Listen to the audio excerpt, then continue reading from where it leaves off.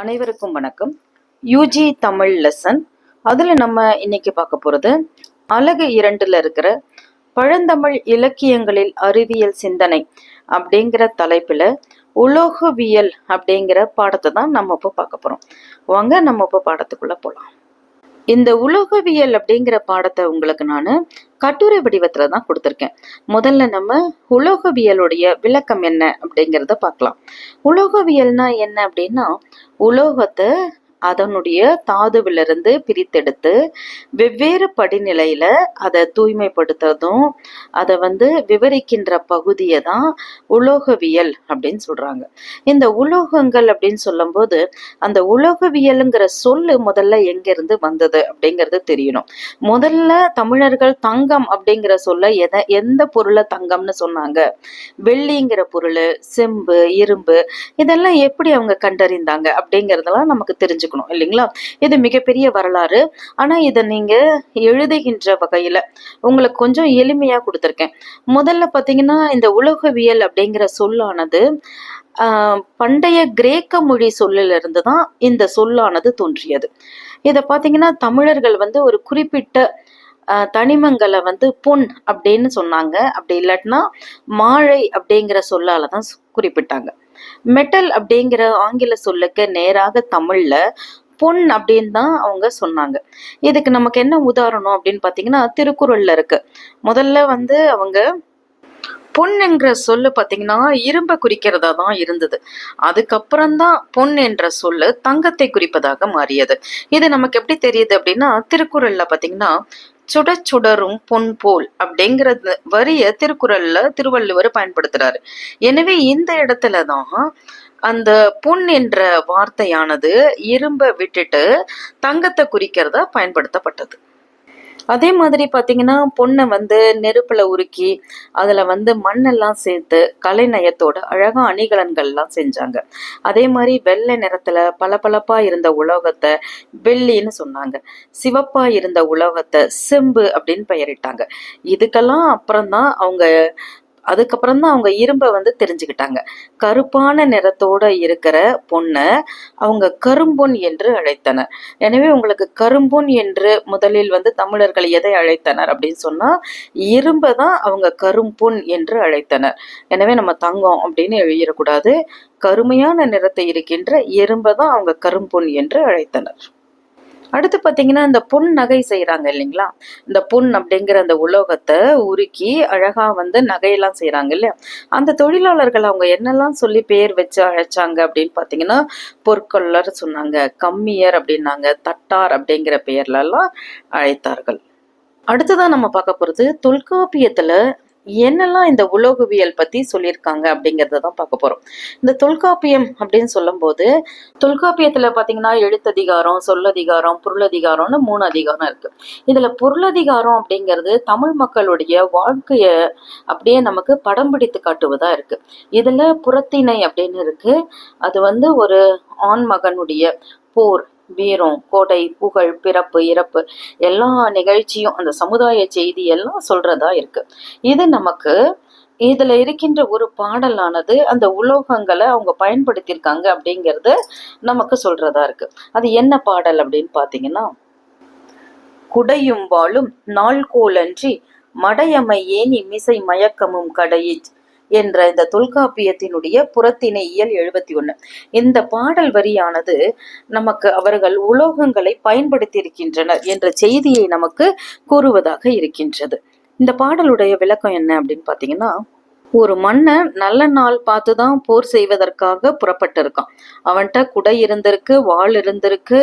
அது இல்லாம மடையமை ஏனி மிசை அப்படின்னா மடக்கி ஏறுகின்ற ஏனியும் அவன்கிட்ட இருந்திருக்கு. அடுத்தவங்களுடைய கோட்டையை பிடிக்கிறாங்க அப்படின்னா என்ன செய்யணும்? அந்த ஏனியை ஏறணும் இல்லையா? அப்போ மடையமை ஏனி மிசையும் இருந்திருக்கு. இத்தகைய தொழில்நுட்பங்களும் அவங்க கையில பயன்படுத்தி இருக்காங்க. அந்த ஏனியை மடக்கிற மாதிரியும் வச்சிருக்காங்க, ஸ்ட்ரெயிட்டா இருக்கிற மாதிரி கிடையாது ஏனி. அப்போ இத்தகைய இதுவும் அவங்க கையில இருக்கு. அப்ப குடை, வாள் அப்படிலாம் சொல்லும் போது இதெல்லாம் அவங்க கண்டிப்பா எதுலதான் பயன்படுத்தி இருப்பாங்கன்னா உலோகங்களை பயன்படுத்தி தான் செஞ்சிருப்பாங்க.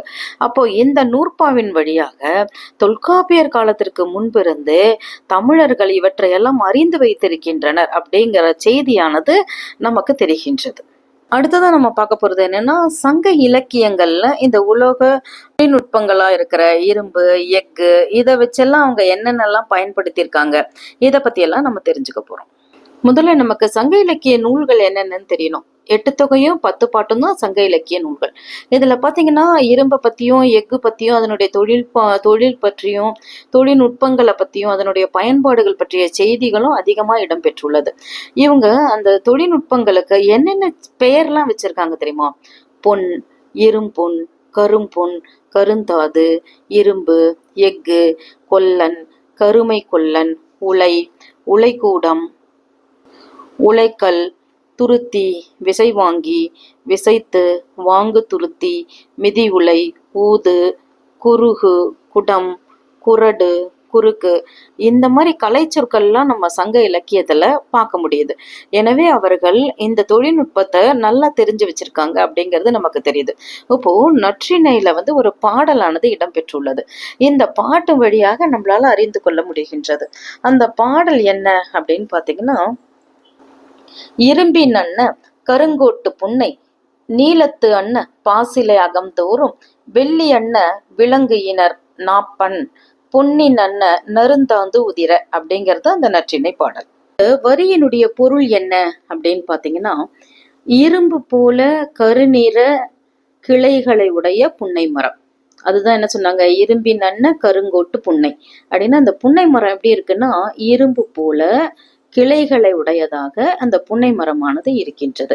எனவே அவர்கள் உதாரணம் சொல்லும் போது ஓமையை பயன்படுத்தும் போது இரும்பு அப்படிங்கிறத பயன்படுத்தியிருக்காங்க. அந்த இரும்பு எப்படி இருக்குன்னா ரொம்ப வலிமை உடையதாக இருக்கின்றது. அப்போ புன்னை மரத்துல இருக்கிற ஒவ்வொரு கிளையும் அவ்வளவு வலிமை உடையதா இருக்கு அப்படிங்கறத சொல்றாங்க. அடுத்த வரி என்ன சொல்றாங்கன்னு பாத்தீங்கன்னா, நீலத்து அன்ன பாசிலை அகந்தோறும் அப்படின்னு சொல்றாங்க. அப்ப இதனுடைய பொருள் என்ன? நீலமணி போன்ற அதன் பசுமையான இலைகளுக்கு இடையே இலைகளானது பசுமையா இருக்கு அப்படிங்கறத சொல்றாங்க. அதனுடைய 3வது வரி பாருங்க, வெள்ளி அன்ன விலங்கு இனர் நாப்பன் அப்படிங்கிறார். அப்படின்னா என்ன? வெள்ளி போல விளங்குற பூக்களை உடைய அவைகள் பூத்திருக்கின்றன. அங்க மலர்களானது பூத்திருக்கு, அதை பார்க்கறதுக்கு வெள்ளி மாதிரி இருக்கு அப்படின்னு சொல்றாங்க. அப்ப வெள்ளிங்கிற உலோகமும் அவங்களுக்கு தெரிஞ்சிருக்கு. அப்ப இரும்பு போல கிளை இருக்குங்கிறாங்க, வெள்ளி மாதிரி பூக்கள் பூத்திருக்குன்னு சொல்றாங்க. அடுத்தது பாருங்களேன், பொன்னின் அன்ன நருந்தாது உதிர அப்படிங்கிறாங்க. அடுத்தது அதுல மகரந்த பூக்கள் இருக்கின்றது இல்லையா? பூக்கள் இருக்கு, பூக்களுக்கு நடுவுல மகரந்த பொடி இருக்கு இல்லையா? அது பார்க்கறதுக்கு தங்கம் மாதிரி ஜொலிக்கின்றதாம். அப்போ அவங்களுக்கு தங்கம்ங்கிற உலோகமும் தெரிஞ்சிருக்கு. அப்ப இந்த ஒரு பாட்டிலேயே பாருங்க, அவன் 3 உலோகங்களை பயன்படுத்தி உவமையை சொல்லியிருக்காங்க. இதன் மூலமாக சங்க இலக்கியங்கள்ல அவர்களுக்கு உலோகவியல் பற்றிய சிந்தனைகளும் இருந்திருக்கு, உலோகம் பற்றிய கருத்துக்களும் அவங்களுக்கு தெரிஞ்சிருக்கு அப்படிங்கிறது நமக்கு தெரியுது. நம்ம இந்த காணொளியில பாத்தீங்கன்னா உலோகவியல்னா என்ன அப்படிங்கிறத பார்த்தோம். அந்த உலோகவியல் அப்படிங்கிற சொல் எப்படி எல்லாம் பிறந்தது அப்படின்னு பார்த்தோம். அடுத்தது தொல்காப்பியம் என்ன சொல்றது, சங்க இலக்கிய நூல்களா இருக்கின்ற நற்றிணை என்ற பாடலானது எப்படி உவமையெல்லாம் பயன்படுத்தி சொல்லுது அப்படிங்கிறதையும் பார்த்தோம்.